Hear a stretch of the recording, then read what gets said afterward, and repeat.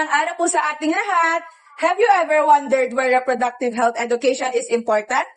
Sa panahon ngayon, maraming kabataan at maging ang mga magulang ang nakaharap sa iba't ibang challenges tungkol sa reproductive health. Unfortunately po, marami pa rin ang kulang sa tamang impormasyon, kaya minsan nauuwi ito sa unintended pregnancy, sexually transmitted infections, at pregnancy complications. Kaya noong 2012, ipinasa ang Republic Act 10354 o ang Responsible Parenthood and Reproductive Health Law ang mas tinatawag nating RH Law upang mabigyan ang bawat Pilipino ng akses sa tamang impormasyon at quality reproductive healthcare. Sabi nga nila, knowledge is power and informed choices can save lives.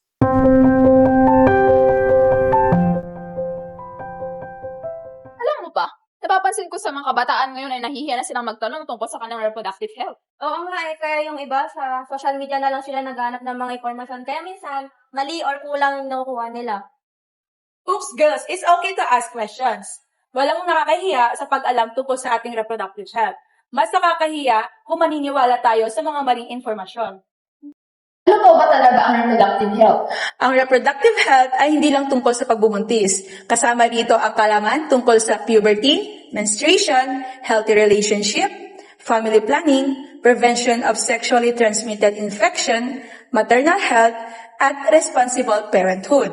So kaya po pala mahalaga ang sex education. Exactly. Ang sex education ay nagbibigay ng factual at age-appropriate information para makagawa tayo ng responsible at informed decisions.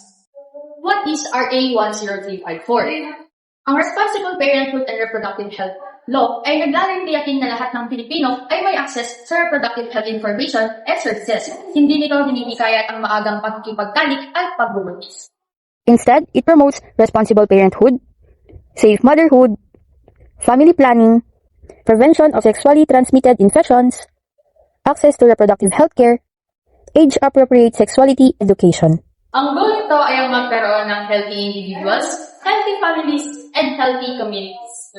Maraming tao na iniisip na ang sex education ay tungkol lang sa sex. Pero ang totoo, it teaches young people about Body changes during puberty, menstrual health, respect and consent, healthy relationship, prevention of sexually transmitted infection, prevention of unintended pregnancy, and responsible decision-making. isa rin sa malaking layunin ng RH Law ay ang pangalagaan ng mga buntis. According to health experts, regular prenatal check-ups, proper nutrition, at panganganak sa tulong ng trained healthcare professional help reduce the maternal and child complications. Kapag mas maraming buntis ang may access sa healthcare, mas maraming buhay ang maaaring mailigtas. Sa panahon ngayon, hindi na madaling magpalaki ng anak. Kaya maraming pamilya ang mas pinipiling magplano muna bago magkaroon ng anak. Family planning help couple and individuals to decide when and how many children they want to have. May iba't ibang paraan ng family planning method. Una, short-term method. Kasama dito ang condom, oral contraceptive pills, at injectables. Pangalawa, long-term method. Kasama dito ang intrauterine device at implants. Pangatlo, permanent method. Kasama dito ang tubal ligation at vasectomy. Ang paggamit ng family planning method ay voluntary, hindi ito sa pilitan. May mga freedom ang bawat tao o mag-asawa na pumili ng naaayon sa kanilang health condition, beliefs, at family goals. Makatulong din ito upang mabawasan ang mga unintended pregnancies at matulungan ang mga pamilyang hindi pa handang magkaroon ng anak. Isa sa pinakamagandang benepisyo ng RH Law ay ang maraming reproductive health services na available ng libre sa ating government health facilities, tulad na lamang sa mga barangay health station. Kasama rito ang family planning counseling, free contraceptives, prenatal and postnatal check-ups, maternal health care, HIV counseling and testing sa designated facilities, at health education. Marami pa rin Pilipino ang hindi nakakaalam na libre ang mga serbisyong ito. Ngayon naman ay pag-usapan natin ang abortion. Sa Pilipinas, illegal ang induced abortion.